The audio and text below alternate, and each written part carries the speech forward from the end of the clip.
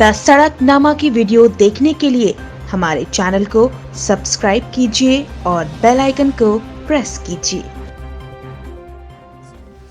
नमस्कार, मैं प्रमोद कुमार आपको तस्वीरें दिखा रहा हूं कि पिछले 2 दिनों से लगातार तेज़ अंधड़ और मूसलाधार बरसात से किसानों का गेहूं है वो अनाज मंडियों में भीग रहा है। मैंने आपको पहले तस्वीरों में भी दिखाया था और अब इस समय मैं मौजूद हूं सिरसा की अनाज मंडी में। सिरसा वो इलाका है जो पूरे देश के लिए सबसे ज़्यादा गेहूं पैदा करके देता है। हरियाणा ही नहीं, कई राज्यों में हम नंबर 1 रहते हैं। सिरसा में गेहूं की लगातार बम्पर पैदावार रहती है और पिछले कई सालों से सिरसा नंबर 1 की श्रेणी में ही रहा है। हमारे किसान इतना अन्न पैदा करके देते हैं पूरे देश को कि गोदाउन से ज़्यादा मार्केट्स और सरकार के जो अन्न के भंडार है वो भी कम पड़ जाते हैं। पिछले 2 दिनों से सिरसा में बरसात हो रही है और किसानों का गेहूं अनाज मंडियों में भीग रहा है। और मैं आपको तस्वीरें दिखा रहा हूं कि कल सिरसा की मंडी में जो गेहूं भीगा उसके जो बैग्स हैं वो खुले में सुखा रहे हैं किसान, क्योंकि आज जैसे ही धूप निकली तो खरीद एजेंसी और आड़ती जो है उन्होंने अपने बैग है वो सुखाने शुरू कर दिए और बैग काफ़ी गीले हो चुके थे और जिनका सुखाने का काम आज चल रहा है।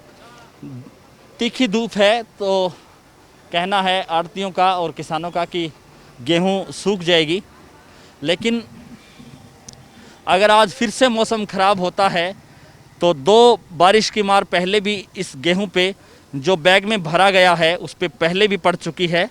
तीसरी मार से गेहूं है वो नष्ट हो जाएगा, क्योंकि चाहे तकनीकी कारणों की हम बात करें तो बारिश के बाद जैसे बैग हैं अगर गेहूं नहीं सूखता है तो वो काला पड़ जाएगा, साट मार सकता है। तो इस तरह से परेशानियां हैं वो आएंगी।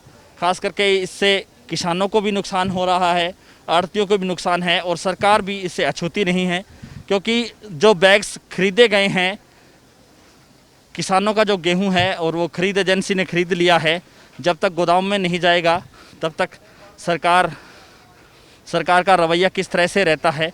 लेकिन जो आड़ती हैं उनका जो गेहूं है उन्होंने किसान से तो खरीद लिया है, लेकिन पैक होने के बाद इसकी लिफ्टिंग नहीं हुई है और उसी लिफ्टिंग के कारण गेहूं है वो भीग रहा है। इसको लेकर के किसी भी, चाहे खरीद एजेंसी की बात करूं, मार्केट कमेटी की बात करूं या सरकार की बात करूं, कोई भी अपनी जिम्मेदारी लेने के लिए तैयार नहीं है।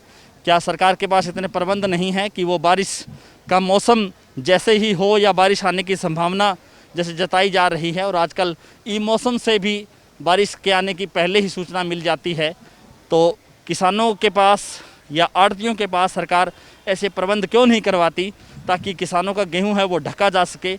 आड़तियों का जो गेहूं है खास करके जो ख़रीदा जा चुका है, हालांकि मंडी में शेड होते हैं लेकिन पैदावार, मैंने आपको पहले भी बताया था कि पैदावार इतनी अधिक होती है कि शेड्स हैं वो कंप्लीट हो जाते हैं, उसके बाद जो बैग्स हैं वो खुले में रखे जाते हैं। और ये सिरसा का अनाज मंडी है जिसकी तस्वीरें मैं आपको दिखा रहा हूँ, सबसे बड़ी मंडी है ये।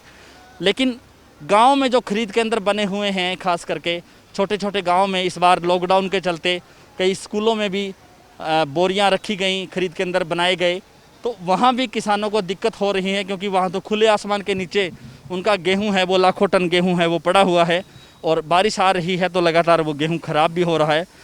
इस सीज़न में हर बार ही ऐसा होता है और क्योंकि गेहूं है वो बोरी भीग जाती है और अगले 2 या 3 दिन में जो आड़ती हैं उसको सुखा भी लेते हैं। चूना सरकार को लगाया जा रहा है। हमारा कहना यही है कि सरकार के पास प्रबंध नहीं है, खरीद एजेंसी को, आड़ती को और किसानों को प्रबंध पुख्ता किए जाएं, ऐसे व्यवस्था की जाए ताकि किसानों का, चाहे आड़तियों का गेहूँ है वो भीगे ना खुले में। एक तरह से चाहे शेड का प्रबंध किया जाए या इस तरह से तिरपाल वगैरह का व्यवस्था की जाए ताकि किसानों का गेहूं है वो भीगने से बच सके। लगातार हमारे साथ बने रहिए।